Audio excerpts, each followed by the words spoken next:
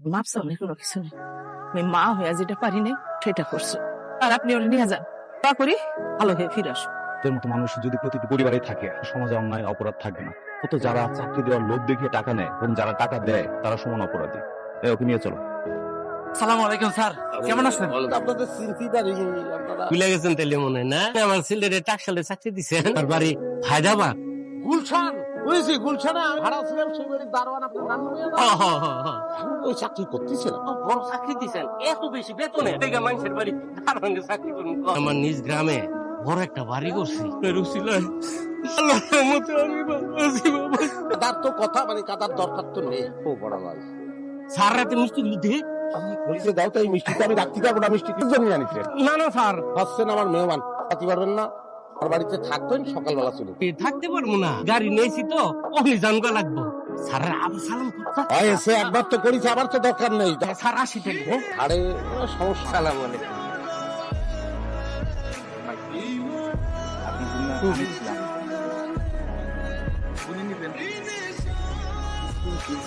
করতেছি আব্বা আপনারা নিয়ে। আপনার দুটো ক্যান্ডিডেটের কথা কইছিলেন, ক্ষেত্রে মনে হলো যে সালানের দুটো যদি পাঠায় টেনশন নাই যায়। কি বলেন? হ্যাঁ তো পাঠা তো হবে, যা করতে কইছো সেভাবে তাহলে আমি কইরে আবার আসতেছি। বাবাদের ক্ষমতা দেখেছি, ওই মিষ্টি নিয়ে বাড়ির পর লোকজন চলে আসতেছে। আমি চলে আসছি, বা ভালো থাকিস। হ্যাঁ 2 লাখ টাকা পাঠাবেন, আপনার চাকরি কনফার্ম হয়ে গেছে। সচিবের আন্ডারে আপনি কাজ করবেন, আপনার চাকরি হয়েছে। সেই সচিবের বাসায় এখন আমি কত দিনের বেলা কথা বলেন না, কথা বলা যায় না তাদের সাথে। কথা বলেন, বাসায় আছি। 2 লাখ টাকা পাঠাবেন, আর চাকরি কনফার্ম। থাকি এই ছাগলের বাচ্চা বারবার ফোন দিচ্ছিস কিসের জন্য? দাঁড়া আমি আসতেছি। কি কইছে তুই? কি করি কি কই? আপনি আমার যেভাবে অভিনয় করতে আমি সেভাবে অভিনয় করছি, আপনি যেভাবে আমার কান্না করতে করছেন আমি সেভাবে কান্না করছি। তুই আমার বউকে সালাম করবি, আমারে সালাম করবি? সালাম কর, সেটা করি কি? ভাই আমি তো সেই সময় সেটা বুঝি নাই। আরে না, আপনি আমার এরকম করতে কইছেন। আমার আর সবকিছু ঠিক আছে তাই না ভাই? লাঠি মেরে বিলের পানিতে ভালো আপনি সংসার ভালো করবো। মিষ্টি নিয়ে আইস, পুরো না হলে যে আরাম লাঠি মারতাম। এবার তো বুঝলাম, এরপরে যখন যাবো দাদার সাথে সবকিছু লইয়া একটু যাবো। এবারে বাড়ার জন্য আমি পরিশ্রম করতে পারবো না। মার এক মানুষ বারবার কত বাঁচেছে করার পরে টেহা বাসে কেমনে টেহা নাই তো। আছে পড়ে এই যে ভাই নাই আবার এই তুই সাত করে আছে।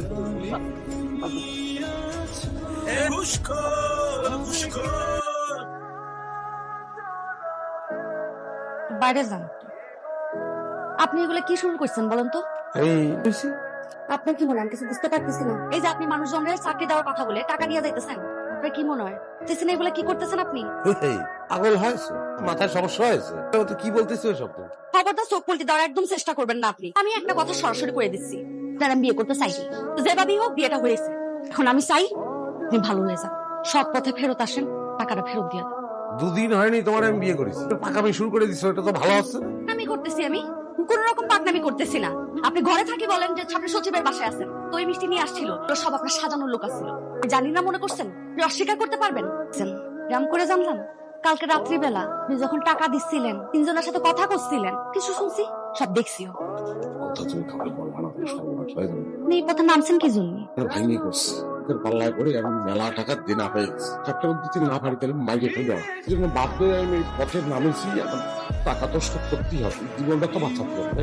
তো একটা বিপদ থেকে বাঁচতে গিয়ে আরেকটা বিপদে গিয়ে পড়তেছে, সমাধান হতে পারে না। সে টাকাটা সেগুলো শোধ করে দিয়ে টাকা দিয়েছে। টাকা জোগাড় করে আমি চিন্তা শোধ করে দিলাম, তাই তো বুঝতে পারতেছেন একটা মানুষ পাবে বলে কত আশায় বসে আছে, আপনি সবার টাকাটা ফেরত দেন। আমার কথা মতো চললেই আমি মাঠে মরে যাবো। একটু কাজ আছে বাড়িতে, আমি সেরে আসছি। ঠিক আছে, আমার আব্বার টাকা দিয়ে আপনি দেন, যা খুশি করেন। আমারই কিন্তু বেশি হচ্ছে। দেখছেন কি টাকার ব্যাগ আপনি নিয়ে গেলে আরো বাড়াবাড়ি করবো। সব পথে ফেরত আসেন, ভালো হয়েছে থাকলে ঠিক বিপদ আসবে। শোনার জন্য দাঁড়ায় জীবাচ্ছি আমরা কি শুরু করেছি তোমরা? কিরকম তুই খারাপ হলে কিছুর জন্য তো কয়েই দিছি যে আমি ঢাকায় যাবো না। আপনার যদি এত শখ লাগে না আপনি যান। যাবা না, একলা বাড়ি, তুমি থাকবা কিরকম? তো যাচ্ছি না ঢাকায়, আমি অনেক বলেছি সবার টাকা আপনি ফেরত দেন। ঘর কিন্তু মেলা বাড়িছে। আপনার ব্যাগটা দেন। আরে একে কি আছে আমি তো বুঝতে পারলাম না, কি সমস্যা? করোনা করে মানুষের কাছ থেকে অনেক টাকা নিয়েছেন, তা আপনাকে ধন্যবাদ, কারণ কাজটা করতে পেরেছে আপনার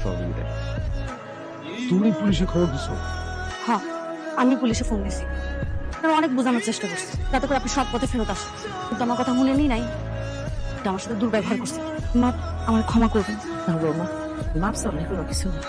আমি মা হয়ে যেটা পারি নাই সেটা করছো, আর আপনি ওর নিয়ে যান, দয়া করি ভালো হয়ে ফিরে আসুন। এদের মতো মানুষ যদি প্রতিটি পরিবারে থাকে, সমাজে অন্যায় অপরাধ থাকবে না। তো যারা চাকরি দেওয়ার লোভ দেখিয়ে টাকা নেয় এবং যারা টাকা দেয় তারা সমান অপরাধী। ওকে নিয়ে চলো।